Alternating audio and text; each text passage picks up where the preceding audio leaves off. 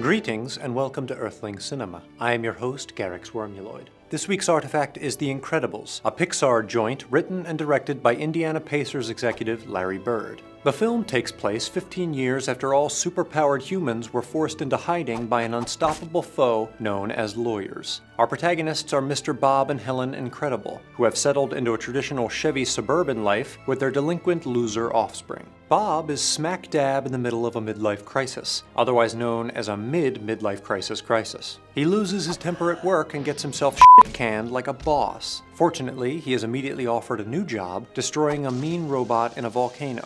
Hey robot, stop hitting yourself.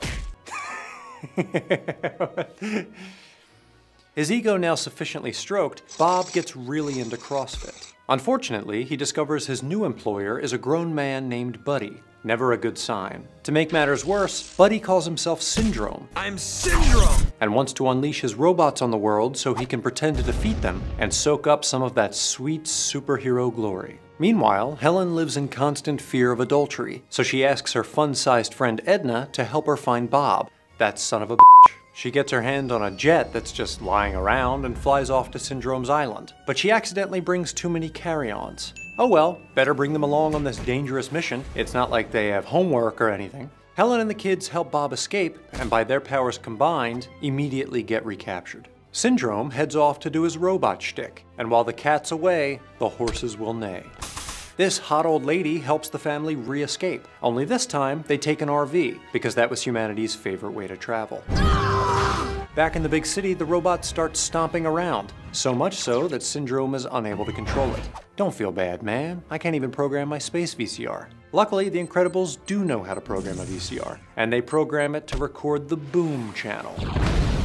They watch Boom mostly out of cartoon solidarity. Syndrome tries to steal the Incredibaby as revenge, but the baby has other ideas. Namely, sending Syndrome to hell where he belongs. Later still, another villain shows up in order to tease the never-ending sequelization of any and all intellectual property.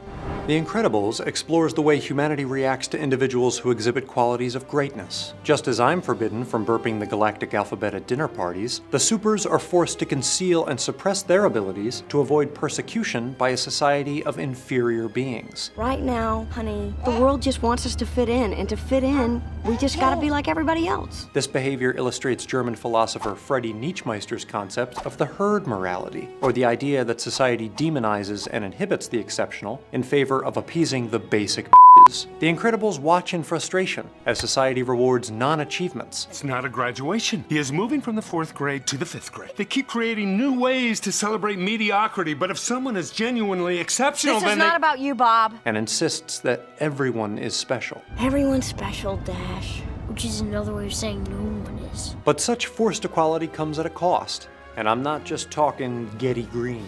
The herd morality takes a psychological toll on these exceptional individuals. Right. And ultimately harms society at large.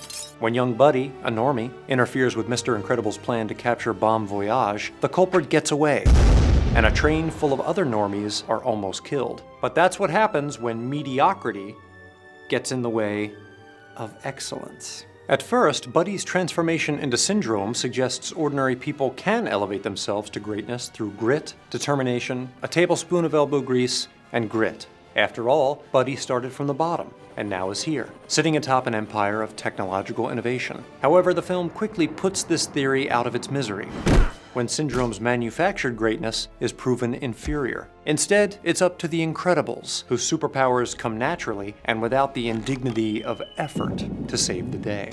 One cannot aspire to greatness. One must be born with it. You'll know what to do. It's in your blood.